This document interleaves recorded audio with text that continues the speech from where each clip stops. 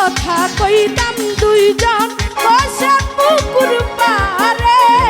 সেই সব কথা পড়লে মনে চোখে পানি ছড়ে বন্ধুরে।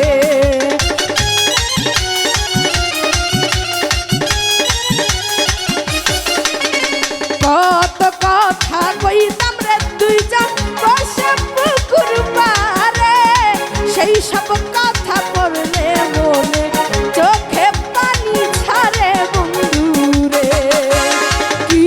অপরাধ পাইয়া রে সুযোগ ছাইরা গেলাম